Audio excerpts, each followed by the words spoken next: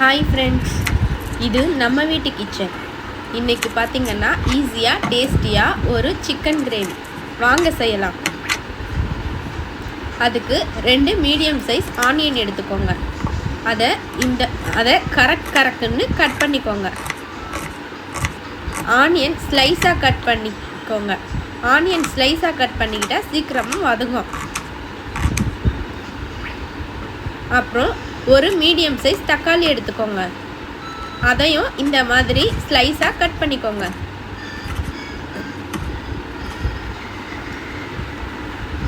அப்புறம் ஒரு பேன் எடுத்து ஸ்டவ்வில் வச்சு அது காஞ்ச உடனே 150 ml ஆயில் போடலாம்.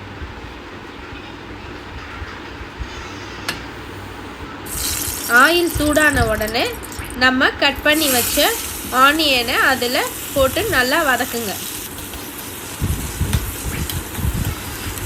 ஆனியன் லைட் ப்ரௌனாக வந்த உடனே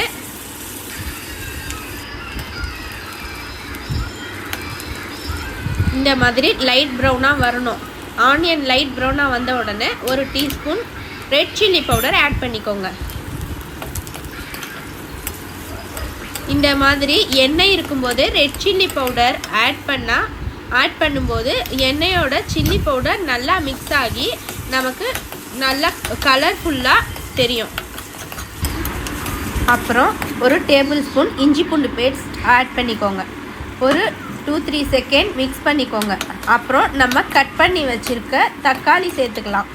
நல்லா மிக்ஸ் பண்ணிக்கோங்க. ஒரு table spoon garam masala add பண்ணி நல்லா மிக்ஸ் பண்ணிக்கோங்க. உப்பு தேவையான அளவுக்கு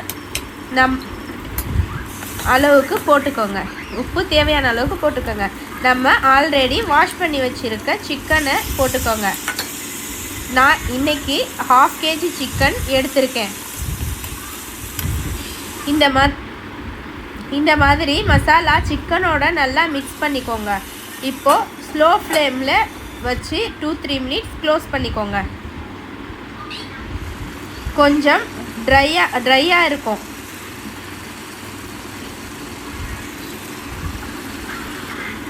அப்புறம் 1.5 கிளாஸ் வாட்டர் ஆட் பண்ணிக்கோங்க.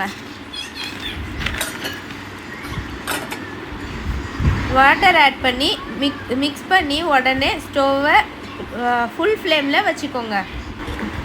இன்றைக்கி பார்த்திங்கன்னா சைடில் ரவை கேக்கும் ட்ரை பண்ணேன். நல்லா வந்திருக்கு.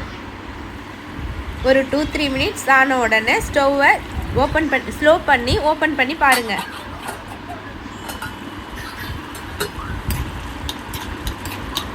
கிரேவி ட்ரையாக ரெடி ஆகிடும்.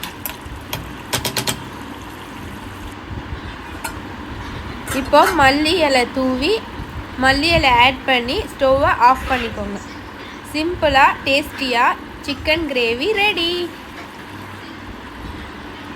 வாங்க சாப்பிட்லாம். ட்ரை பண்ணி கமெண்ட் பண்ணுங்கள். தேங்க்யூ.